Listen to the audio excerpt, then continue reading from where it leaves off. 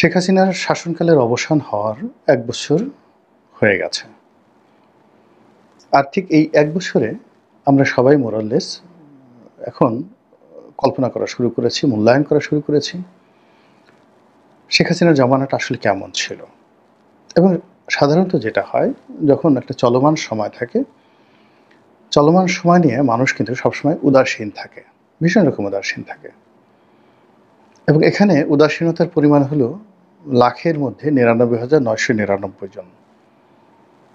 আর মাত্র একজন লোক চলমান সময়টাকে মূল্যায়ন করতে পারে। বাকি সবাই বাতাস যেভাবে প্রবাহিত হচ্ছে ওভাবে তাল মেলাও, আনন্দ করো, ফুর্তি করো, অথবা আহাজারি করো, কান্না করো।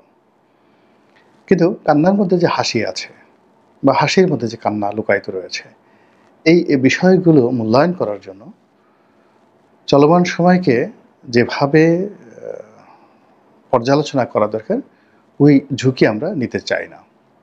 ফলে কি হলো, শেখ হাসিনার জামানাতে যেভাবে আমরা তার চলমান সময়টিকে মূল্যায়ন না করে আমরা তার যে কর্মকাণ্ড, আওয়ামী লীগের অতীত কর্মকাণ্ড এবং তার দ্বারা ভবিষ্যতে আর কী কী ক্ষতি হতে পারে, এই বিষয়গুলোকে নিয়ে সবসময় যেভাবে উদ্গ্রীব ছিলাম, তদ্রূপ গত একটা বছর আমাদের আসলে জীবনে সত্যিকার অর্থে কতটা সফলতা এসেছে, কতটা ব্যর্থতা এসেছে, ওটা নিয়ে আমরা ওয়াকিবহাল ছিলাম না। ১ বছর চলে যাওয়ার পরে আমরা সেই অতীতকাল নিয়ে এখন মূল্যায়ন করা শুরু করেছি এবং এটা আমাদের দেশের রিয়ালিটি। আমাদের দেশের কিছু মানুষ যারা ভালো প্রেডিকশন করতে পারেন, হয়তো অনেকে করেন, তাদেরকে আসলে আমাদের দেশের সমাজ পছন্দ করে না, গ্রহণ করতে পারে না। বা যখন চলমান সময় একটা ঘটনা ঘটে, আজকে কি কি ঘটতে পারে, এই বিষয়গুলো নিয়ে যখন মানুষ বলে, আমরা তাদেরকে খুব নেতিবাচক কথাবার্তা বলি। কিন্তু পৃথিবীটা একটা সংখ্যা তত্ত্বে চলে, মানে গাণিতিকভাবে এই পৃথিবীটা চলে। এই পৃথিবীর আকার এবং আয়তন, এই পৃথিবীর গ্রহ, নক্ষত্র, তারকারাজি, এর সব কিছুরই একটা গাণিতিক সংযোগ রয়েছে। মানে প্রথম আকাশে কয়টি তারা আছে, থাকা উচিত, কোন তারার সঙ্গে কোন তারার সম্পর্ক, গ্রহ এবং নক্ষত্রের মধ্যে দূরত্ব কতটুকু থাকা উচিত, এই জিনিসগুলো আজকে নয়। যখন টেলিস্কোপ আবিষ্কৃত হয়নি, মানে আপনি ধরুন খ্রিস্টের জন্মের ৫০০ বছর আগে, অর্থাৎ আজ থেকে ২৫০০ বছর আগে প্রাচীন গ্রিস, সেই গ্রিসের যারা জ্যোতির্বিজ্ঞানী ছিলেন, অঙ্ক শাস্ত্রবিদ ছিলেন, তারা মহাকাশ সম্পর্কে, পৃথিবী সম্পর্কে, মহাশূন্য সম্পর্কে, এরপরে এই পৃথিবীর নদ নদী, পাহাড়, পর্বত, সমুদ্র সম্পর্কে যে সকল লেখা লিখে গিয়েছেন, এই আধুনিক যুগে সেগুলো প্রায় নির্ভুল। আপনি চিন্তা করেন, এটা প্রশান্ত মহাসাগরের আয়তন, আটলান্টিক মহাসাগরের স্রোত, আকাশের সপ্তর্ষিমণ্ডল, তারকারাজি, এই বিষয়গুলো ২৫০০ বছর আগে তারা গবেষণা করে বলে গেছেন। কল্পনা করতে পারেন? এবং সেটা এই বর্তমান বিজ্ঞানের যুগে এসে আমরা প্রায় নির্ভুলভাবে বলে দিচ্ছি।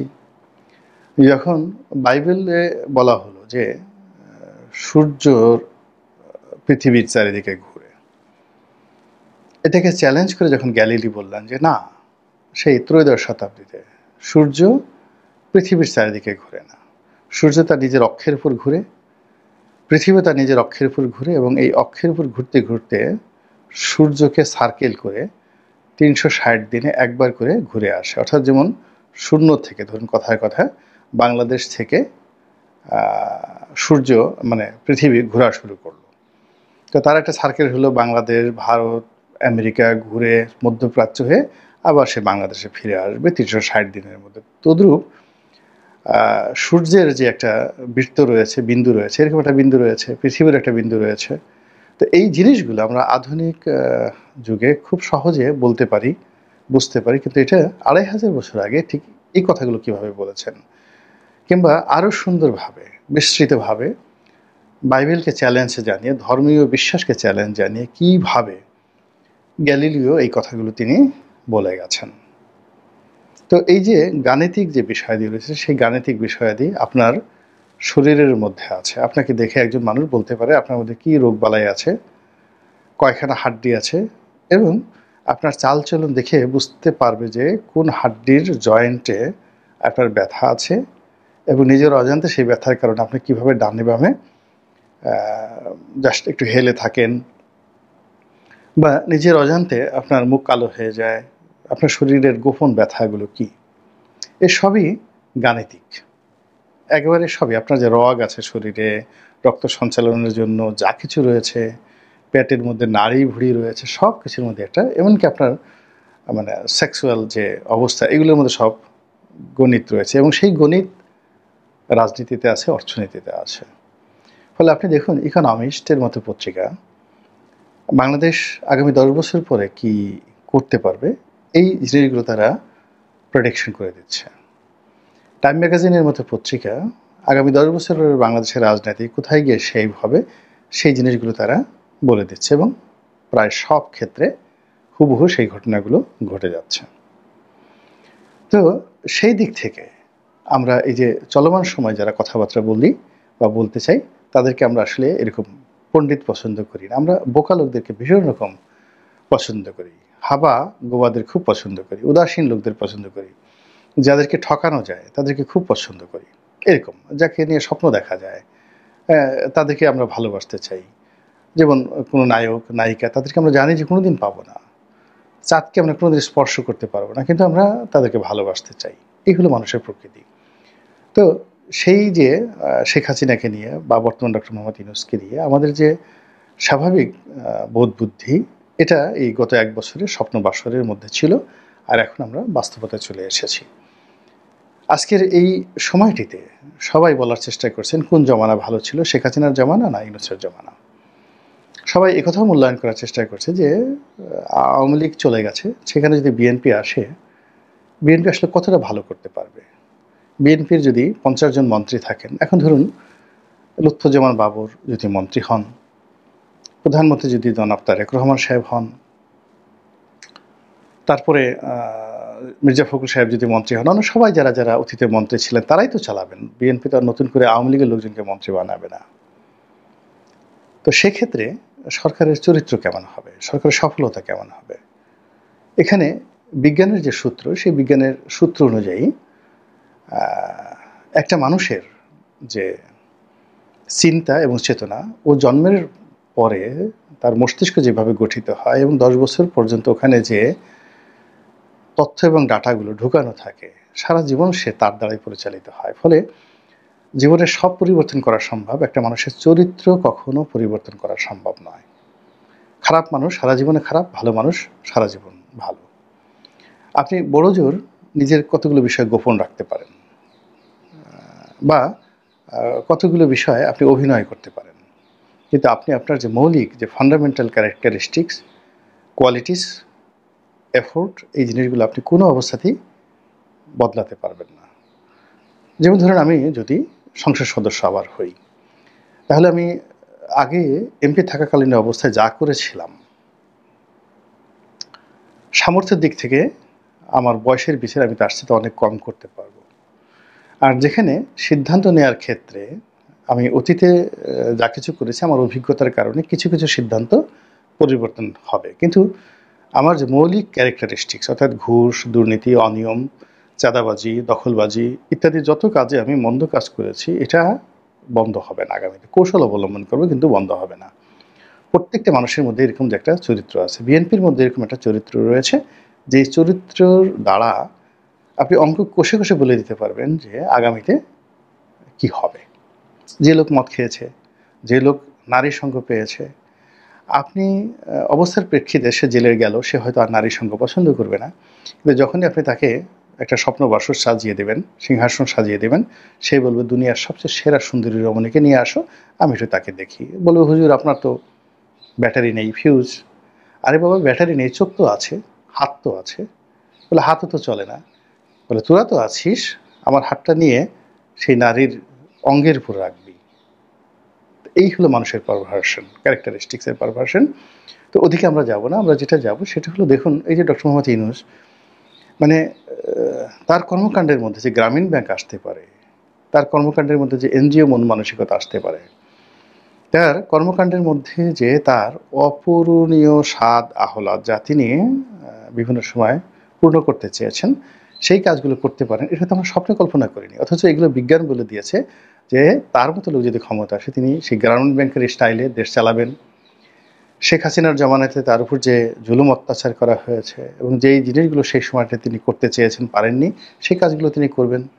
তার গ্রামীণ বিশ্ববিদ্যালয় স্বপ্ন, গ্রামীণ ফোনকে নিয়ে তার স্বপ্ন, গ্রামীণ ব্যাংকে নিয়ে তার উচ্চাকাঙ্ক্ষা। দেখুন খুব অল্প সময়ের মধ্যে কত ম্যাটিকুলাসলি তিনি সেই কাজগুলো করে ফেলেছেন।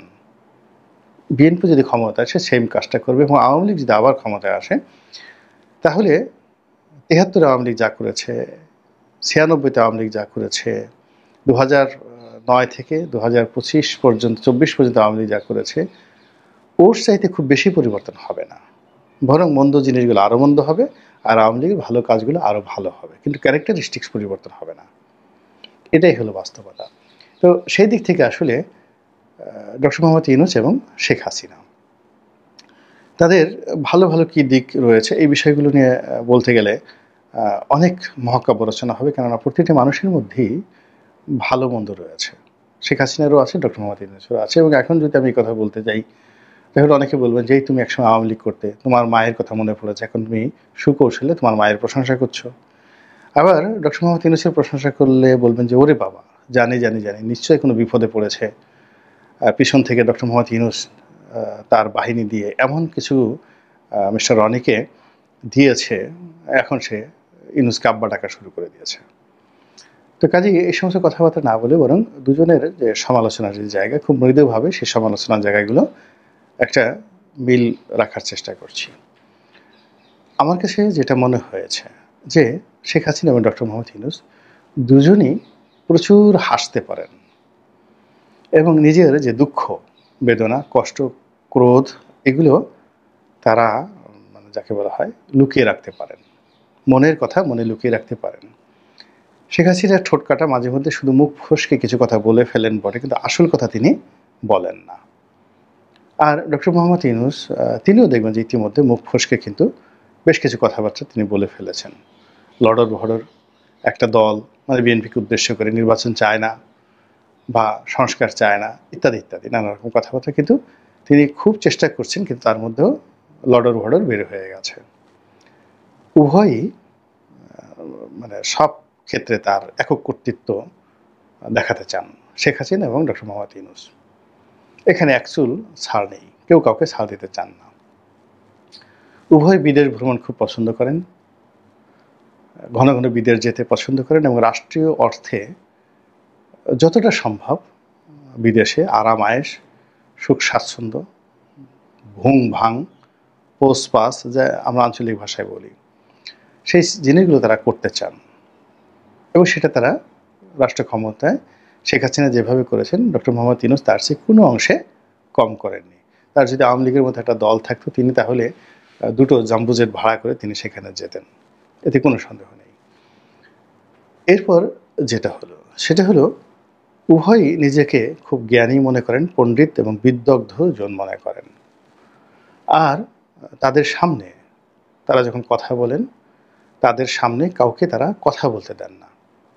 কেউ যদি বেয়াদবের মতো বেয়াড়া হয়ে কথা বলতে চান, তখন তারা উভয়ে, শেখ হাসিনা এবং ডক্টর মোহাম্মদ ইউনূস, উভয়ে চুপ হয়ে যান।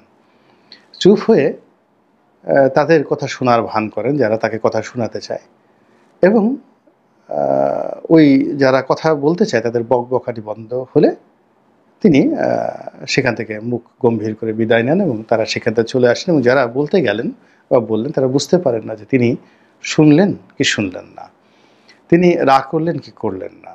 ওটা হলো তিনি যখন নিয়ন্ত্রণ করতে পারেন না যে তার জবানকে, যে আমি কথা বলবো, কিন্তু কিছু লোক দাঁড়িয়ে বলল যে স্যার আমি কথা বলবো বা আপা আমি কথা বলবো, তো ঠিক আছে বলতে যাও বলো।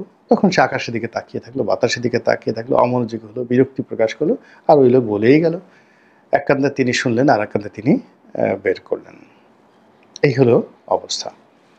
এরপর প্রতিশোধ পরায়ণতা, সেই প্রতিশোধ পরায়ণতা উভয়ের মধ্যে আছে, কোনো সন্দেহ নেই, ইন ডিটেলসে গেলাম না। আর একটা হলো আত্মীয় তোষণ। আত্মীয় তোষণ ডক্টর মোহাম্মদ ইউনূসের যেভাবে আছে শেখ হাসিনার চাইতে আমার কাছে মনে হয় ডক্টর মোহাম্মদ ইউনূস এখানে কোনো অংশে কম নয়, বরং বেশি হতে পারেন। ওনার যেমন একটা শেখ পরিবারের প্রীতি আছে, ওনারও তদ্রুপ ওনার ভাই, ব্রাদার, আত্মীয়-স্বজন, বান্ধবী, গ্রামীণ ব্যাংকের সহকর্মী এরকম রয়েছে। শেখ হাসিনার যেমন একটা আঞ্চলিক দোষে তিনি দুষ্ট। ফরিদপুরের মানুষ হলে, গোপালগঞ্জের মানুষ হলে, টুঙ্গিপাড়ার মানুষ হলে ৭ খুন মাপ। ডক্টর মোহাম্মদ ইউনূসের একই অবস্থা। চট্টগ্রামের মানুষ হলে ৭ খুন মাপ, গ্রামীণ ব্যাংকের লোক হলে ৭ খুন মাপ। শেখ হাসিনা বিদেশে গেলে প্রত্যেকবারই একটা করে ডিগ্রি নিয়ে আসতেন। ডক্টর মোহাম্মদ ইউনূসও বিদেশে গেলে একটা করে ডিগ্রি নিয়ে আসেন, অতীতেও নিয়ে এসেছেন। এই ১১ মাসে বা ১২ মাসে ১ বছরে তিনিও সেই ডিগ্রি যথাসম্ভব বিদেশ থেকে আনার চেষ্টা করেছেন। শেখ হাসিনা বিদেশে গেলে সংবাদ সম্মেলন করতেন, সাংবাদিকদের সাথে কথাবার্তা বলতেন এবং ইংরেজিতে কথা বলার চেষ্টা করতেন। BBC, CNN, Al Jazeera, Voice of America সকল পত্র-পত্রিকার সঙ্গে তিনি কথাবার্তা বলতেন। আর ডক্টর মোহাম্মদ ইউনূস এটাকে আরও চমৎকারভাবে বলেন। তো এই যে তাদের মধ্যে যে মিলগুলো রয়েছে, এরকম মিল বললে ১০০টা মিল হয়তো বলা যাবে। আর অমিল তাও হয়তো বলা যাবে, কিন্তু সেদিকে আমরা গেলাম না, গুণের দিকে না গেলাম। কিন্তু এই যে মিলগুলো বললাম, সেই মিলের ফলে আপনি দেখেন আমাদের যে রাজনীতিতে যেই লাউ সেই কদু হয়ে যাচ্ছে। তারপরে আগে সেই যে আছিল তাই আরও খারাপ অবস্থার দিকে যাচ্ছে, ক্রমাগত হচ্ছে এই মিলগুলো থাকার কারণে। এখানে যদি সবকিছু রিভার্স হতো, সবকিছু রিভার্স হতো, শেখ হাসিনার গুণগুলোর রিভার্স গুণ হতো, শেখ হাসিনার মানে দোষগুলো রিভার্স দোষ হতো, তাহলে এখানে একটা ব্যাপক বিপ্লব হয়ে যেত, যেটি হচ্ছে না। ফলে আমরা নতুন কোনো কিছু দেখতে পাচ্ছি না, নতুন কোনো স্বাদ নেই, নতুন কোনো গন্ধ নেই, নতুন কোনো আহ্লাদ নেই। সব কিছুর মধ্যেই সেই পুরাতন প্রতিচ্ছবি। মহান আল্লাহ আমাদের সবাইকে হেদায়েত দান করুন এবং হেফাজত করুন। আসসালামু আলাইকুম ওয়া রাহমাতুল্লাহি ওয়া বারাকাতুহু।